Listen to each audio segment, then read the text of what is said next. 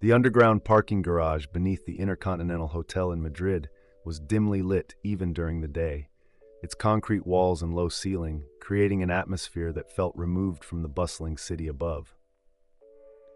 At 3 in the morning, it was a place of shadows and echoes, where the occasional drip of water from aging pipes provided the only sound to break the silence. It was here, in this forgotten corner of one of Madrid's most prestigious hotels, that two men's paths would cross in a way that neither could have predicted, creating a moment that would reshape both their understanding of fate, loyalty, and the invisible threads that connect human lives across time and circumstance. Cristiano Ronaldo had left the team's celebration dinner early, not because he wasn't enjoying himself, but because he needed solitude to process the emotions of what had been a particularly intense match. His team had won, but the victory had come at great personal cost to several players, and Ronaldo found himself thinking about the fragility of athletic careers and the importance of cherishing every moment of health and ability. These thoughts had led him to take a long, contemplative drive through Madrid's quiet streets, eventually bringing him back to his hotel where he hoped to find the peace necessary for a good night's sleep. As he parked his car in his reserved spot and gathered his belongings, Ronaldo heard something that made him pause. A voice coming from the far corner of the garage, near the maintenance area where hotel staff stored equipment and where shadows provided cover for someone who didn't want to be seen. The voice was singing softly, almost under its breath, a Portuguese folk song that Ronaldo recognized from his childhood in Madeira. The melody was hauntingly beautiful, but carried a melancholy that spoke of loss and longing. The kind of song that people sang when they thought no one was listening and when music was their only comfort.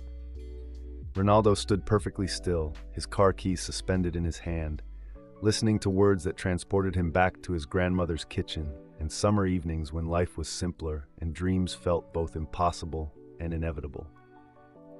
The voice was mature, weathered by experience, but it carried the song with a tenderness that suggested deep emotional connection to the words and melody. There was something familiar about the voice itself, beyond just the song it was singing, something that tugged at memories Ronaldo couldn't quite place, but that felt significant in a way that made him reluctant to interrupt the moment. As his eyes adjusted to the dim lighting, Ronaldo could make out a figure sitting on a piece of cardboard near the maintenance door, partially hidden behind a concrete pillar.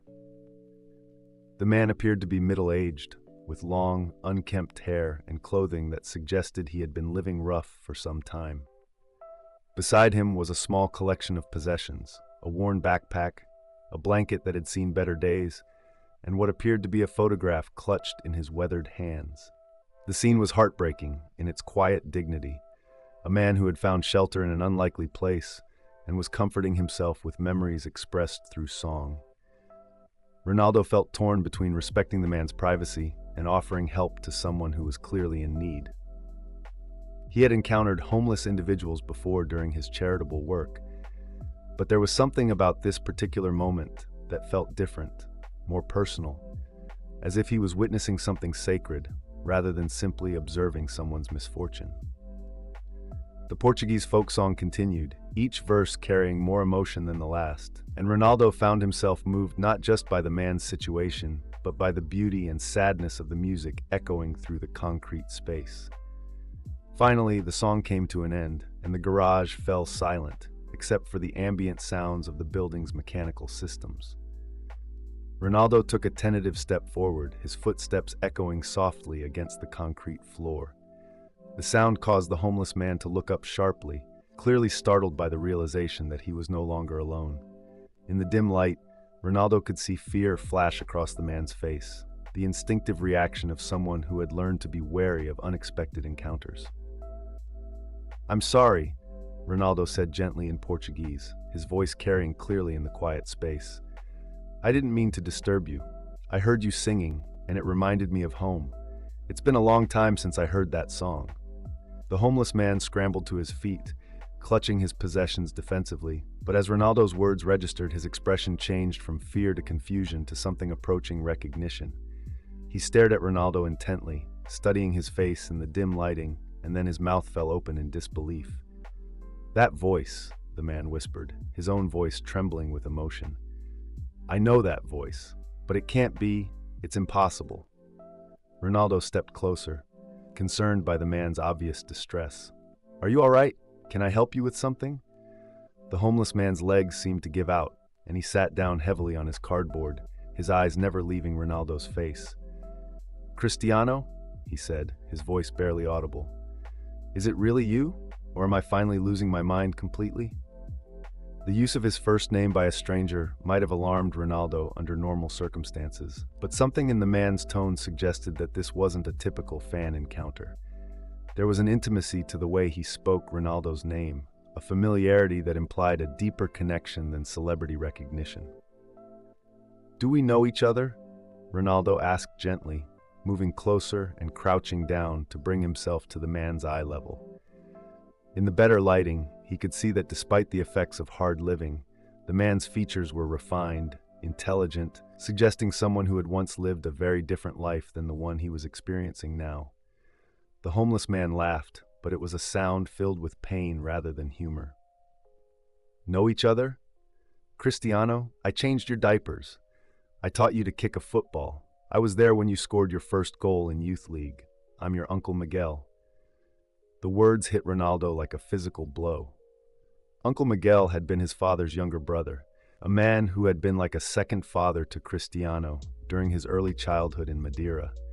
Miguel had been the one who first encouraged Ronaldo's interest in football, spending countless hours kicking a ball around with his nephew and filling the boy's head with dreams of playing professionally. But Miguel had also struggled with demons that eventually consumed him: alcoholism, depression, and a series of poor decisions that had gradually alienated him from the family and led to his disappearance from Ronaldo's life when the future superstar was only 12 years old. For 25 years, no one in the family had known what happened to Miguel. He had simply vanished one day, leaving behind only debt, heartbreak, and a nephew who had spent years wondering what had become of the man who had first taught him to dream big. "Miguel," Ronaldo whispered, his voice breaking with emotion. "Is it really you?"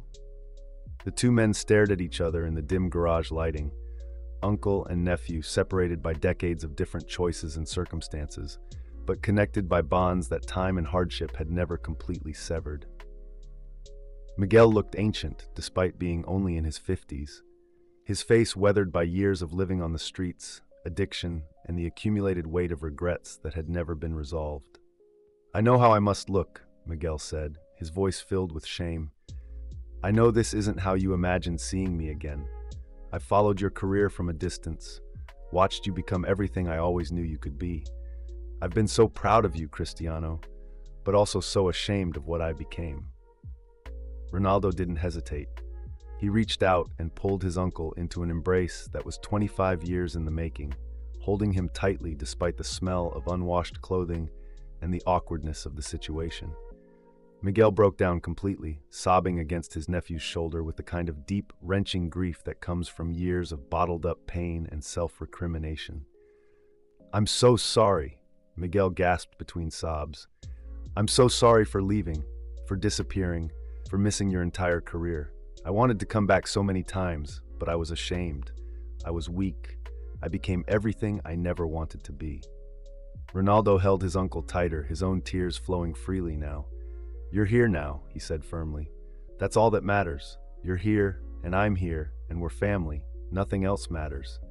They sat together on the concrete floor of the parking garage, two men from vastly different worlds, but connected by love, loss, and the complicated bonds of family. Miguel told his story in fragments, explaining how addiction had consumed his life, how pride had prevented him from reaching out when he needed help, and how shame had kept him hidden even when he desperately wanted to reconnect with his family. He had been living on the streets of Madrid for 3 years, moving from shelter to shelter, occasionally finding temporary work, but always struggling with the demons that had driven him away from everything he had once cherished. "I've watched every one of your matches that I could," Miguel said, his voice steadying as he spoke. "Sometimes in bars, sometimes through store windows, sometimes on old televisions in shelters. Every time you scored, every time you won a trophy, I felt proud and heartbroken at the same time. Proud because you had achieved everything we dreamed about when you were little. Heartbroken because I wasn't part of it. Ronaldo listened without judgment, understanding that his uncle needed to tell his story, to explain the choices that had led him to this moment. There would be time later for practical concerns like housing and medical care and rehabilitation. Right now, what mattered was reconnection, forgiveness, and the restoration of bonds that had been stretched but never broken. "Do you remember," Miguel said, wiping his eyes with a dirty sleeve, "when you were 8 years old and you told me you were going to play for Real Madrid someday? I believed you completely, even though it seemed impossible. I told you that if you worked hard enough and never gave up on your dreams, anything was possible." "I remember," Ronaldo said softly. "I remember everything you taught me, about football, about persistence, about believing in myself even when others doubted. You're part of everything I've achieved, Miguel. You're part of every goal I've scored." Miguel reached into his pocket and pulled out the photograph he had been holding when Ronaldo first noticed him. It was a picture from Ronaldo's childhood showing uncle and nephew on a beach in Madeira, both grinning at the camera with a football between them. The photo was creased and faded from years of handling, but it had obviously been treasured despite the difficult circumstances of Miguel's life. "I've carried this with me everywhere," Miguel said, showing the photo to Ronaldo. "Even when I lost everything else, even when I was at my lowest points, I kept this picture. It reminded me that I had once been part of something beautiful, that I had once mattered to someone who went on to matter to the whole world." Ronaldo took the photograph and studied it, remembering that day clearly despite the passage of time. It had been taken during one of their many beach sessions, when Miguel was teaching him new techniques and encouraging him to keep practicing even when other kids his age were playing video games or watching television. The memory was bittersweet now, tinged with knowledge of what would come later, but still beautiful in its simplicity and love. "You still matter," Ronaldo said firmly. "You've always mattered, and now that I've found you again, I'm not letting you disappear. We're going to get you help, get you healthy, get you back on your feet, but more than that, we're going to be family again." Miguel shook his head, overwhelmed by the generosity, but also fearful of disappointing his nephew again. "Cristiano, you don't understand. I've tried to get clean before. I've failed so many times. I don't want to let you down again." "You won't let me down," Ronaldo said with absolute conviction, "because this time you won't be doing it alone. This time you'll have support, resources, and someone who believes in you completely. Just like I had when I was a kid with impossible dreams and you told me anything was possible." The rest of that night was spent in the parking garage, uncle and nephew sharing memories, catching up on lost years, and beginning to plan for a future that neither had imagined possible just hours earlier. Ronaldo learned about Miguel's struggles with addiction, his periods of sobriety and relapse, his attempts to find work and housing, and his deep regret about missing so much of his nephew's life. Miguel learned about Ronaldo's journey to superstardom, his own struggles with pressure and expectations, his growth as a person and father, and his never-forgotten love for the uncle who had first encouraged his dreams. As dawn began to break and light filtered into the garage, Ronaldo helped Miguel gather his few possessions and led him to his car. They drove through the awakening city to Ronaldo's private clinic, where he had already called ahead to arrange for comprehensive medical and psychological evaluation for his uncle. The road to recovery would be long and difficult, with setbacks and challenges that would test both men's patience and commitment. But it began that morning with a simple recognition that family bonds, even when stretched by time and circumstances, can be stronger than the forces that try to break them. Miguel's rehabilitation was successful, though it took nearly 2 years of treatment, therapy, and gradual reintegration into society. Throughout that time, Ronaldo was a constant presence, visiting regularly, providing encouragement during difficult moments, and helping his uncle rebuild not just his health, but his sense of self-worth and purpose. Miguel eventually became a counselor at a recovery center, using his own experiences to help others who were struggling with addiction and homelessness. On the day Miguel celebrated 3 years of sobriety, Ronaldo arranged for a special ceremony where his uncle was recognized for his work with homeless individuals and his inspiring journey from the streets to helping others find their way home. In his speech that day, Miguel held up the same faded photograph that he had carried through his darkest years. "This picture," he said to the assembled crowd, "reminds me that we are never truly lost as long as someone loves us enough to help us find our way back.